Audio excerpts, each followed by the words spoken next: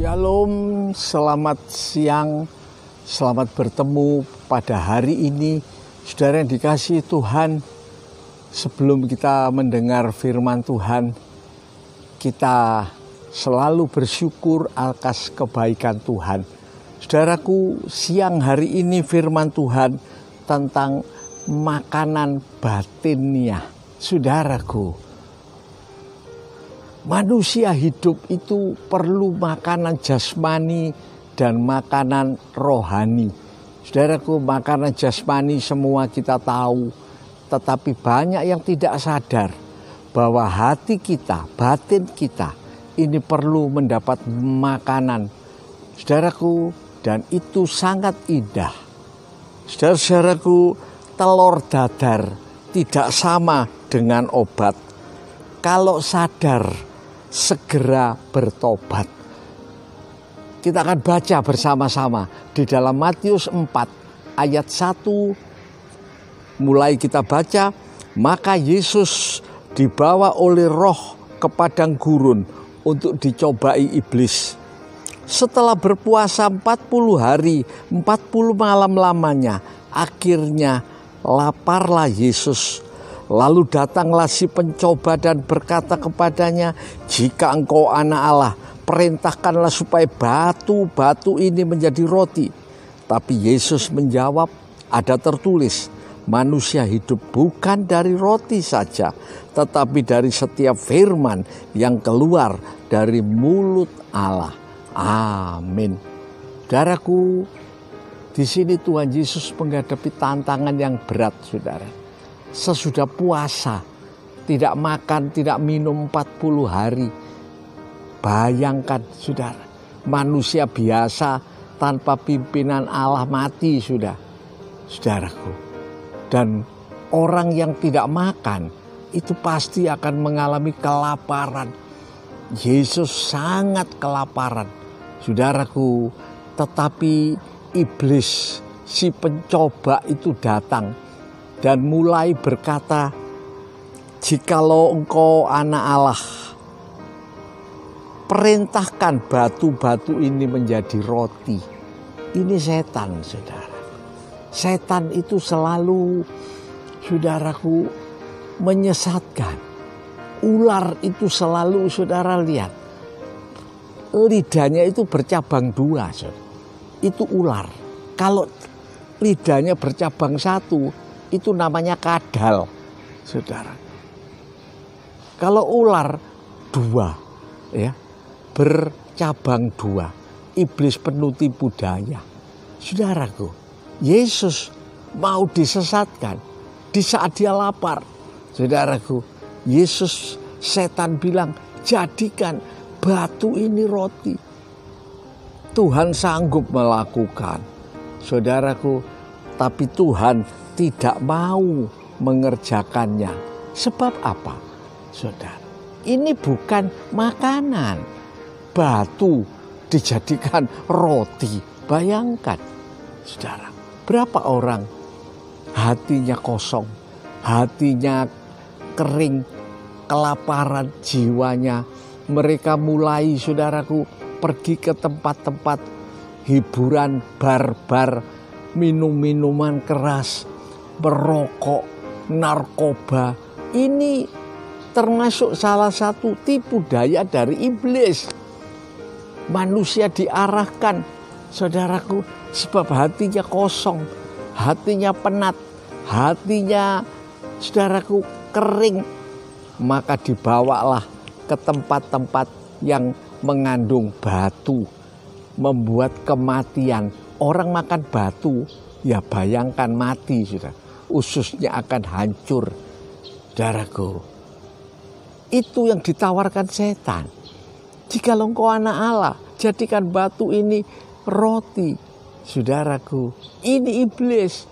Makanan yang dari setan, dari dunia ini, itu membawa pada kematian. Saudara, Alkitab jelas mengatakan, upah dosa maut. Tapi setan bilang, oh enggak apa-apa. Iblis selalu berkata dengan lidahnya yang penuh tipu daya, saudaraku, Yang penting senang hari ini. Besok itu urusan besok. Orang seperti ini sudah, saudaraku, lehernya diikat, ditarik ke tempat pembantaian. Hidupnya akan hancur, saudara. Tapi siang hari ini kita mau sadar apa sebenarnya makanan jiwa itu. Saudara, makanan jiwa apa sebenarnya?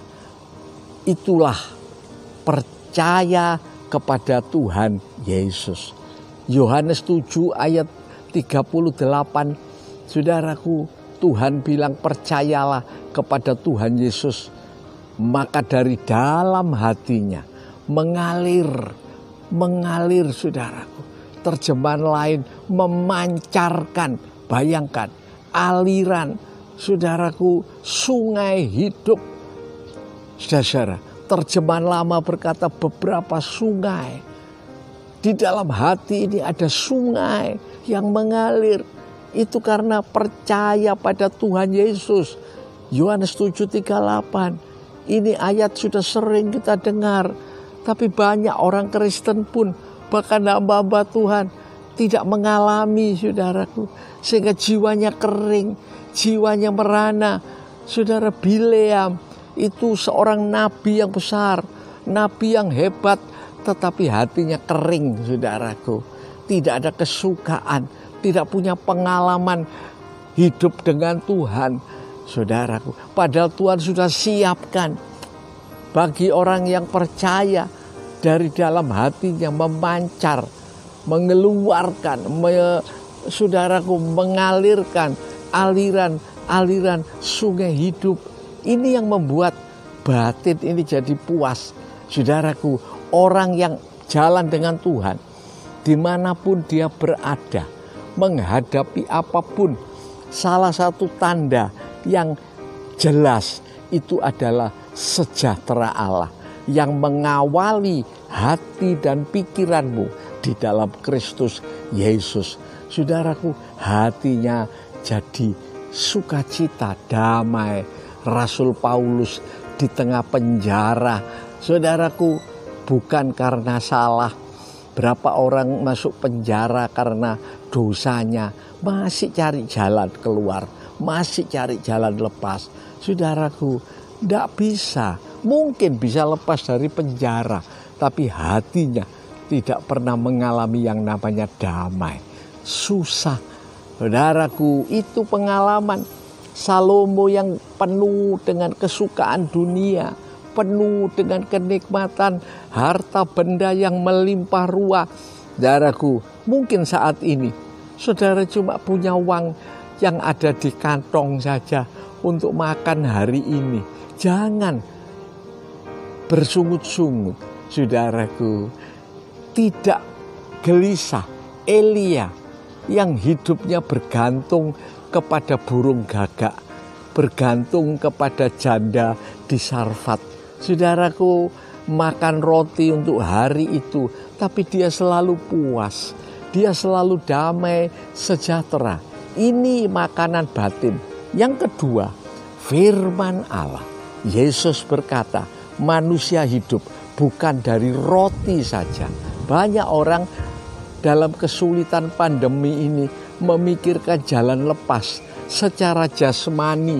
Saudaraku, bisa berakhir, bisa lepas, tapi tidak bisa memberi kepuasan dalam jiwa. Kepuasan batin itu harus dari firman Allah. Firman Tuhan katakan, dipuaskan oleh roti sorgawi. Itulah firman Tuhan, saudaraku.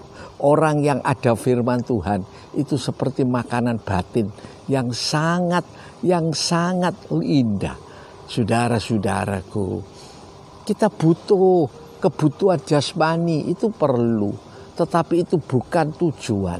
Saudara, tujuan yang utama adalah kerajaan sorga. Karena itu biar saudara dan saya tahu makanan batin kita apa. Firman Tuhan dan percaya kepada Tuhan Yesus. Serta yang ketiga, melakukan apa yang Tuhan perintahkan. Melaksanakan.